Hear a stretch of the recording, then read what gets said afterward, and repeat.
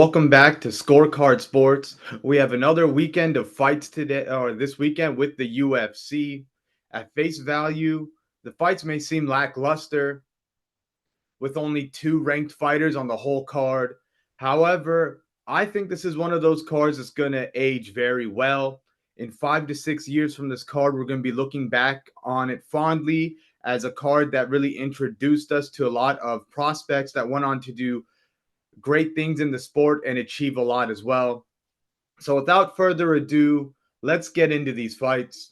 Starting off the card, we have Aoriquileng versus highly touted Peruvian prospect Daniel Marcos. This is the first fight of the year for Daniel Marcos. I believe Daniel Marcos is a well-rounded fighter who kind of makes his living off of his striking defense. He's very good at neutralizing people on the feet, using his jab and using his defense to really shut down a lot of their offense. He also can mix in takedowns to mix it up and really throw his opponents off guard as well. And going up against Aoriquileng, I believe this is something that is going to be very important as Aoriquileng is a guy who has a lot of power, who may not be the most technical on the feet, but he does always carry that power, and he has improved his wrestling training with Henry Cejudo. However, in Marcos's last fight, he did fight Davy Grant, who is a very unorthodox striker with a lot of power, who's also very good on the ground. And I just feel like Davy Grant presented a lot more issues, both technically with his style and his awkward style, how he would explode in, than someone like Aoriquileng does. And with how easily Marcos handled Davy Grant, I believe that against someone like Aoriquileng, I don't think he presents those same problems. And I think that Marcos's striking defense is really going to shut him down. So ultimately, I'm going to be going with Daniel Marcos by decision, maybe even by knockout. He does carry a lot of power. Moving on to the next fight on the card, Fernie Garcia versus Hydar Amil, the UFC newcomer. This is a must-win fight for Fernie Garcia. I believe he might be either 0-3 in the UFC, maybe 1-3. Fernie Garcia is a guy who he likes to go out there. He can brawl. He has boxing. He has power, and that's predominantly his main avenue to a victory. In his last fight against Rinya Nakamura, he was outgrappled. Nakamura is a great wrestler, but that might be a hole in his game that doesn't really bode well going up against someone like Hydar Amil, who is well-rounded. Hydar is very powerful on the feet. He has a pretty good jab. He's also good on the ground, mixes in takedowns, and he does that all behind having great cardio, which really allows him to constantly attack his opponents and really break them down with his berserker style. And I don't know if that is going to be the best case scenario for someone like Garcia. While Hydar does at times maybe hurt himself because it can be on the feet a bit wild and really wade himself into punches and brawls where he is caught with strikes that he ultimately should not have been. That's the one downside I see for Hydar maybe in this fight, but I really believe his wrestling and his overall power strikes on the feet are really gonna pay dividends in this fight. As we said, Fernie Garcia was out wrestled in his last fight. He is coming in on short notice. And I could see a scenario where Hydar Amil really leans heavily on his wrestling to make Fernie think about it early, throw off his rhythm and timing on the feet, and then be able to set up a lot of big shot overhands and punches over top, kind of masking them with his takedown entries. So ultimately, I'm going to be going with Hydar Amil in this fight. I believe the UFC newcomer gets it done. I think he's going to win this fight by decision.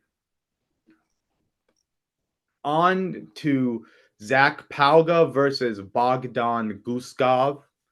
This is a fight between two guys that I don't think have shown their overall MMA repertoires yet inside the UFC. Bogdan Guskov did come in and fight Volkan Ozdemir, where he was out grappled and finished on the ground. When he was taken down by Volkov, it seemed like at times he was almost, I don't want to say a fish out of water, but he looked lost on the ground against Volkov. And with Bogdan Guskov's striking style, he does kind of throw everything kind of loose, looping, and it's very unorthodox, hard to time, and it is very powerful.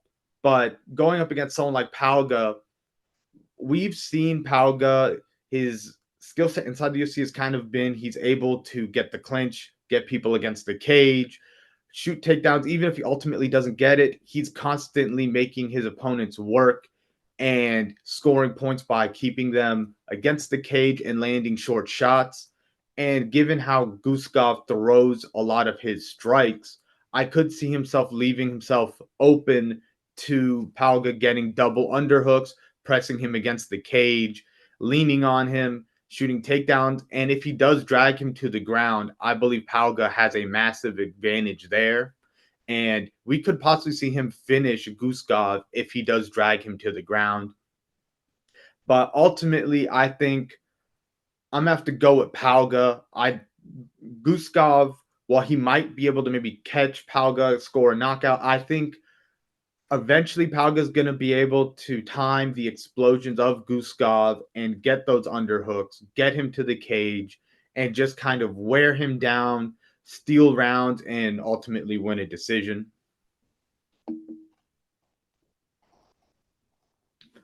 On to Max Griffin versus Jeremiah Wells. I think the big factor in this fight is going to be the explosiveness of Jeremiah Wells.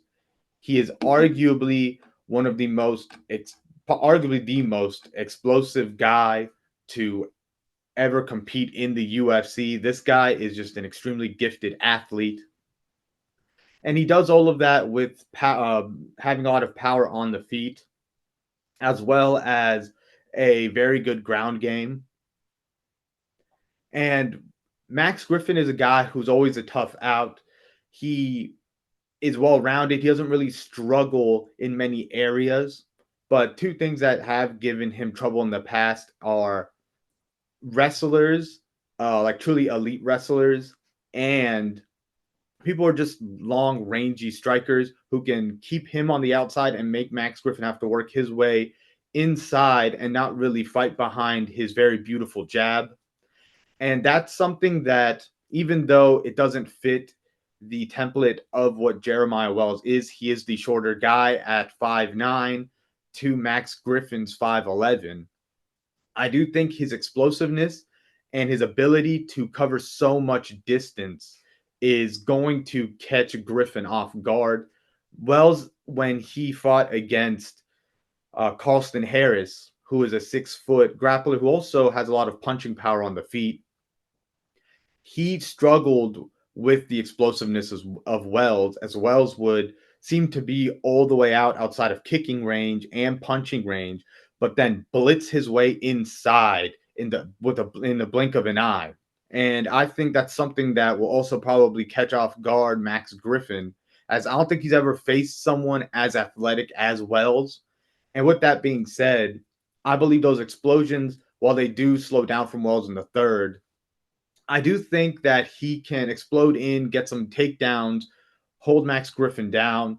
Second round, maybe Max Griffin is worried about the takedowns of Wells, and Wells is able to explode into some big overhand and just massive punches, and ultimately get him to the ground again and just bank 2 rounds off of the grappling and just heavy power shots that Wells can land. And ultimately, I feel like Wells is going to win a decision through just banking the first 2 rounds and then maybe having the third round be competitive. So ultimately, I will be going with Jeremiah Wells. Moving on to Devin Clark versus Marcin Prachnio. Although Marcin Prachnio statistically has good takedown defense. I believe that stat was padded due to him facing many non-wrestlers thus far in the UFC. In one fight in particular was a few fights ago when Marcin Prachnio fought Felipe Lenz. Felipe Lenz is a guy who was coming down from heavyweight, who wasn't particularly known for his ground game, and it was underrated, but he was able to drag Prachnio to the ground 4 times. And you really saw Prachnio in that second round really begin to slow down and gas out heavily. And because of that, I'm a little apprehensive for the chances of Prachnio in this fight because going up against Devin Clark is a good wrestler in his own right. He is a credentialed wrestler, and he really does push a very high wrestling pace in his fights, and he carries a lot of power in his hands. You'll see him start to get the takedown and really use the takedowns to set up his overhands and big power shots, and vice versa. With Prachnio, he's a guy who does come from that karate kind of point karate fighting base. And he does it, I would say, to a lesser degree, like people we've seen, like Wonder Boy Thompson and Lyoto Machida. And because of that, I think he's a lot easier to kind of pin down and kind of cut off the cage against. And I think that works in the favor of Devin Clark in this fight. Also, the fight is in the apex, meaning the cage is smaller as well. And that also bodes well for Devin Clark's chances in this fight. So ultimately, I believe that Devin Clark will win this fight. I believe he's going to take it by either decision or knockout. I think his wrestling is a little too good. He's very good at cutting what's called cutting the corner on double legs, where he gets in, has his head on the side of the hip, and he's really able to get that drive, to get that pop and explosion to dump his opponents. And Prachnio in his fight against Lenz kind of just pulled out the legs and once he connected his hands and just dragged him to the ground. And I think that given the strength, explosiveness of Clark, he's going to be able to secure a lot of takedowns in this fight. Moving on to the next fight, Loma Lookboonmee versus Bruna, Brasil. I think this fight is going to be a interesting contrast in striking styles, as Bruna is someone who has more of a kickboxing style, but she's very good with her hands. She moves pretty well as well. Loma Lookboonmee is a Muay Thai striker. However, Loma Lookboonmee has seemed to maybe add in more to her MMA repertoire at the moment than maybe Bruna, Brasil. Loma Lookboonmee has started to really work her wrestling in her past few fights. She is 4-2 in her past 6. And I think that layer of wrestling is really going to pay dividends in a matchup with Bruna, Brasil, because they both fought Denise Gomez. Loma Lookboonmee won. Bruna, Brasil got KO'd. I could see Loma Lookboonmee landing leg kicks early to kind of take away the movement of Bruna, Brasil, and how she likes to get off the center line and counter. And then I could see Lookboonmee, then once Bruna, Brasil becomes stationary, starts to shoot under and get those double legs, drag her to the ground, and just start stealing rounds. So ultimately, I believe that Loma Lookboonmee has the stand-up to compete and win against Bruna, Brasil, and she has the wrestling to really switch it up and throw off a lot of Brasil's timing on the feet. So I'm going to have to go with Loma Lookboonmee in this one by decision. Moving on to a fight between two great UFC up-and-comers making their debuts. Bolaji versus Timothy Cuamba. Cuamba is coming into this fight on very short notice. I think maybe less than 5 days against a guy like Bolaji, which it's going to be rough. Bolaji is a guy who's extremely athletic, and while being very athletic and technical on the feet, he does not over rely on his explosiveness and power. When he tags people and he has them hurt, he's very methodical on how he follows up once he has people rocked. He will systematically break them down from attacking the body with hooks, attacking the legs, kicking the head, elbowing the head, and then coming back with body hooks. He mixes it up very well. And he also mixes in takedowns very well as well. The one thing with Bolaji, he had two things he did that maybe could possibly give him trouble as he moves into the UFC. And that would be at times he has a tendency to stop takedowns while using his athleticism over technique of pushing down the head, sprawling, maybe grabbing the wrist. He'll hip in, and because he's so strong and athletic, when people go to take him down and he hits into them, it's almost like they run into a brick wall, and he's able to really stop them from taking him down. But as he goes up against stronger and elite wrestlers, that could get him into trouble. Also, while on the back foot, he isn't bad, but it seems at times he may not be the most comfortable on the back foot. And because of that, he will at times shoot desperation takedowns. But with that being said, he's going up against Timothy Cuamba, who is a last-minute replacement for Damir Hasevich. Cuemba's a guy who has great striking, especially boxing. He mixes in high kicks well as well. He hides them behind low kicks, and he will mix in the takedowns here and there. I really do think both of these guys will go on to be very good fighters in this lightweight division. I'm not too sure where their ceiling will be. I think both guys can definitely fight for that top 15 spot, maybe even work their way into the top 15. But with that being said, I could see this fight being in a few years they do a rematch between these two guys, given the circumstances of this fight. I think for Cuamba, it's going to be very hard making your debut on short notice against a guy like Bolaji, who is as talented and well-rounded as Bolaji. And because of that, I really feel like I'm going to go with Bolaji in this one, because I believe the short notice is just going to be a little too much for Cuamba. But I would not be surprised if these guys meet later on down the line and this fight might go a different way. So ultimately, I'm going to be going with Bolaji in this fight. On to Trevin Giles versus the highly anticipated debut of Brazilian prospect Carlos Prates.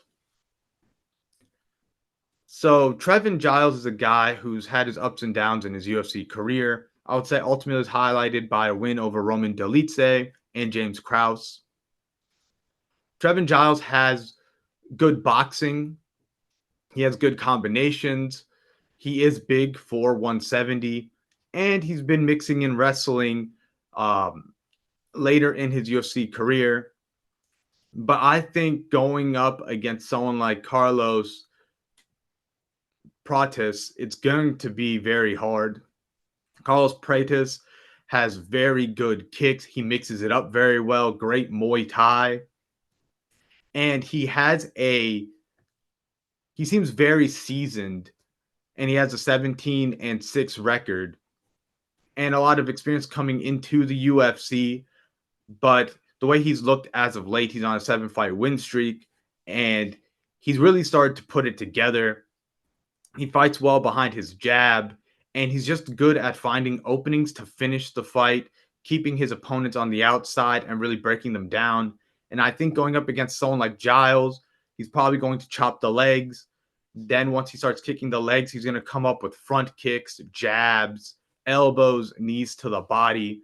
And overall, I just feel in this fight, Trevin Giles' more boxing-oriented style is really going to limit him against such a great rangy striker in Prates. I believe he has a 78-inch reach, and that is extremely long for someone at 170 pounds, which is really going to allow him to pick people apart from the outside.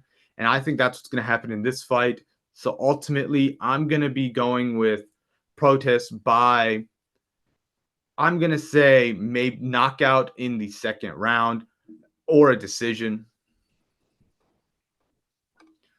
Moving on to Rodolfo Vieira versus Arman Petrosyan. This is a fight that we were supposed to get last year that was moved to this fight night. And in this fight, I think the defining thing is going to be cardio. Rodolfo Vieira is a highly credentialed and very accomplished jiu-jitsu practitioner. He's a multiple-time world champion, and he is just amazing on the ground. But what ends up happening a lot with Rodolfo Vieira is his cardio he has gassed out in fights, and his cardio fails him at times. And on the feet, he likes to throw 100% power into every shot. And that, I believe, just further kind of taxes his gas tank. And going up against someone like Arman Petrosyan, that could be very dangerous. Arman Petrosyan is the brother of Giorgio Petrosyan, who is one of the greatest kickboxers of all time. And you see that in Arman, as he is very good on the feet. He has developed also solid takedown defense. He does have, I think, shorter arms. He's very good at digging underhooks and stopping takedowns by pulling the lock up and then getting into that 50-50 over unders, or just digging double unders and just negating takedowns. And in this fight, he is the better striker as well. And with Rodolfo Vieira, one performance I would like to maybe look at to highlight for this fight is his fight against Anthony Hernandez, where he gassed out and was actually submitted by Hernandez. And we saw as he kept trying for takedowns, whether he got them or when they were stopped, you really started to see Vieira slow down, and you started to see Anthony Hernandez really start to run away with the fight. And I think we could see something similar here, as, like I've said, Petrosyan has solid takedown defense. I could see him stopping a few takedowns from Vieira, really starting to tax the gas tank of Vieira after a few missed shots, a few missed winging overhands. And then we start to see Petrosyan really pick apart Vieira on the feet, hit him with low kicks, hit him with jabs, kicks to the body, knees in those short grappling exchanges, and just really take the wind out of Vieira's sails. So ultimately, I'm going to be going with Arman Petrosyan. I think he's going to probably get it done by second or third round KO TKO. Moving on up the card to Michael Johnson versus Darrius Flowers. This is Darrius Flowers' second fight in the UFC. His first fight was up a weight class against Jake Matthews. Darrius Flowers is a guy who seems to be pretty well-rounded. He's good on the ground. He seems to be extremely strong. He just kind of blitzes out the gate at his opponents. And I don't know if that might be the greatest approach against someone like Michael Johnson. I would say for Michael Johnson in this one, I believe he has a speed advantage. I believe he has a boxing advantage. But I think a big thing he needs to do in this fight is attack the body. Sometimes Michael Johnson is a little too committed to head hunting in his fights. I would love to see him throw straights to the body, hooks to the body, teeps up the middle to the body, to slow down someone like Darrius Flowers, who is a very strong, explosive athlete. We saw Jake Matthews do that in their fight when he fought Darrius Flowers. He was able to throw a lot of teeps, leg kicks, lead hooks to the body. And we saw Flowers slow down in that second round and get rear naked choked. And I think that could be a case with Michael Johnson in this fight. My one worry with Michael Johnson is he has been KO'd badly in his last few fights. He got KO'd by Diego Fajeda, KO'd by Josh Emmett, and those were very bad knockouts.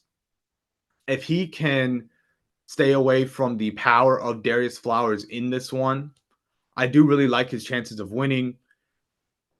He looked very good against Mark Jacasey. He was able to stop virtually all of Jacasey's takedowns and really pick him apart on the feet with his superior speed in the boxing and punching power. And I think he could do something similar here.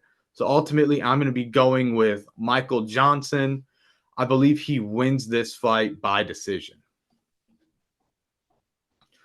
On to Brad Tavares versus Gregory Rodrigues. I think Brad Tavares is a guy who he's kind of bounced around the top, and he's a solid gatekeeper to the top 15. He is good, and he has a well-rounded game. His last fight against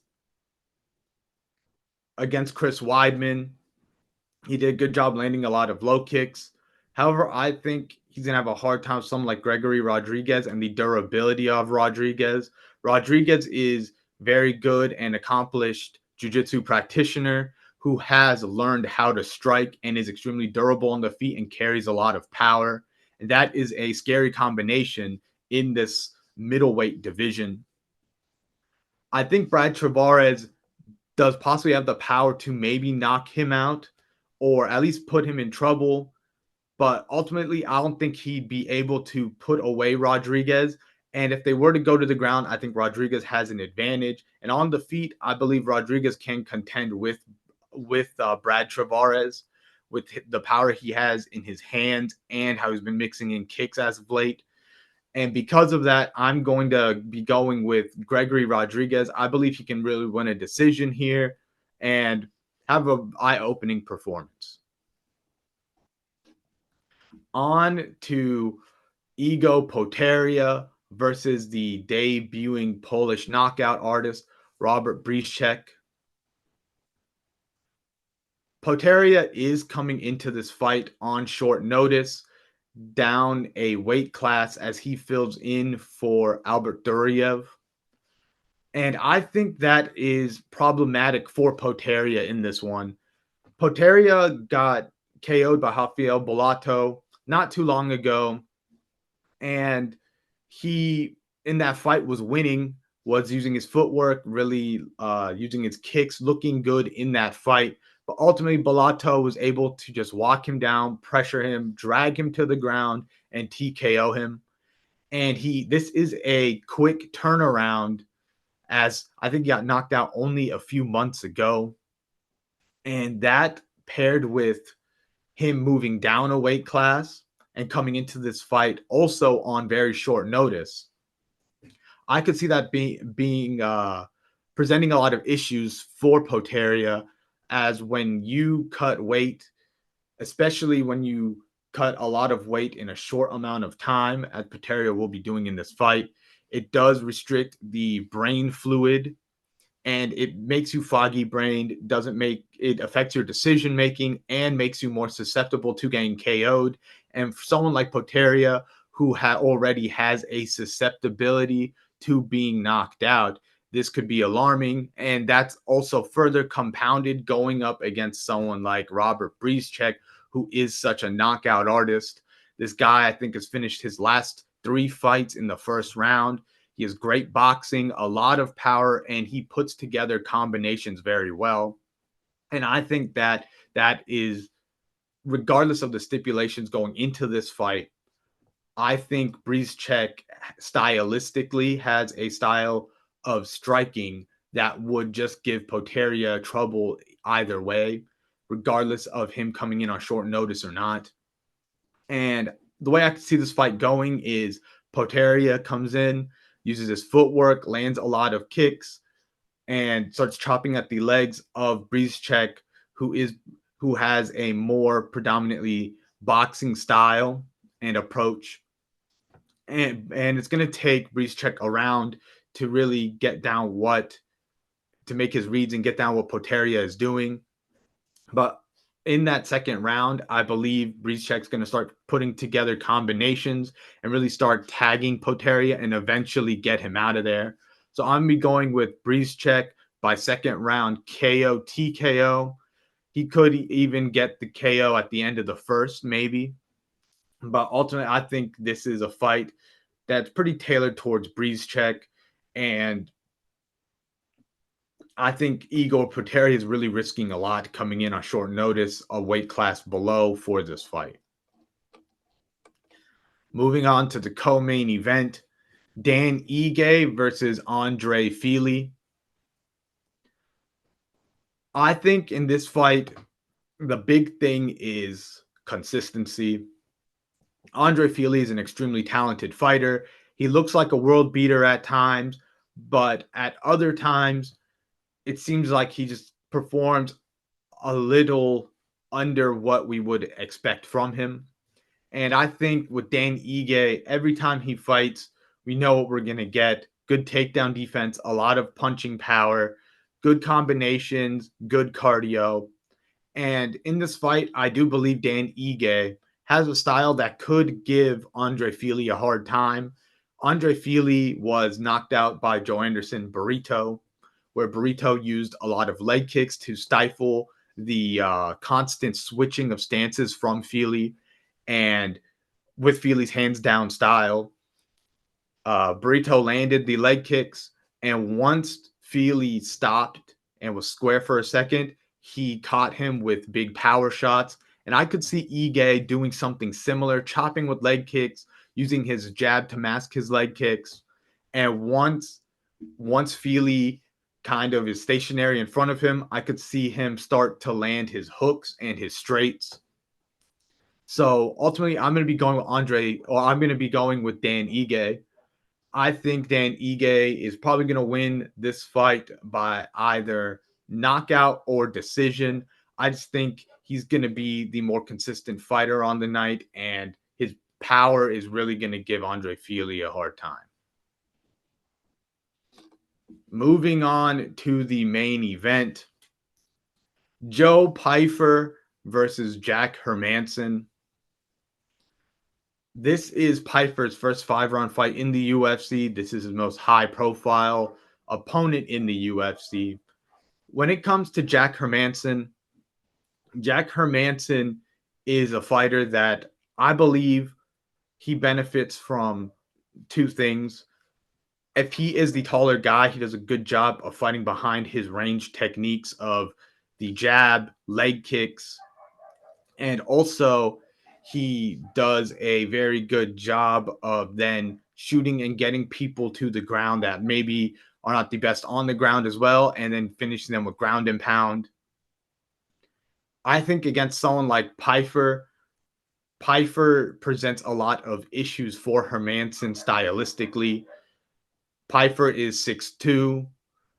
He's 6'2", 6'1", about the same height as Jack Hermansson, but he fights very well behind a jab and carries a lot of power. And Jack Hermansson kind of has a hands-down style where he moves in and out very awkwardly. And I could see someone like Pyfer starting to land the jab. Hermansson starts to try to shoot takedowns on him, but Pyfer is also a good wrestler in his own right. And he's probably going to be able to stop the takedowns of Hermansson, who does like to shoot takedowns, but at times it could be upper body takedowns, which I think Pyfer can stuff pretty easily. And ultimately, I think the power of Pyfer is going to give Hermansson a hard time, who has been KO'd in the UFC by top contenders before and finished in fights like against Roman Dolidze and in his fights against Jared Cannonier. Hermansson also, at times, his decision making may be a little lackluster, as in his fight against Roman Dolidze, he was winning, landing leg kicks, scoring a lot of points, and decided to go to the ground with Dolidze, which eventually led to the finishing sequence for Dolidze. And in this fight, I could see a scenario where he just stands with Joe Pyfer for too long, starts to get tagged, then he starts to try to wrestle and mix in the wrestling. And at that point, when he's hurt, Joe Pyfer is going to see those takedowns easily coming his way, and he's going to just stuff them and continue to put together combinations, and eventually get the finish. So ultimately, I'm going to be going with Joe Pyfer in this fight. I believe he gets it done. I think he's going to win this fight by second or third round knockout. But with that being said, what do you guys think? In the comments below, let us know who you think is going to win. Let's get a conversation going in the comments. And I look forward to seeing you guys in my future breakdowns. See y'all later.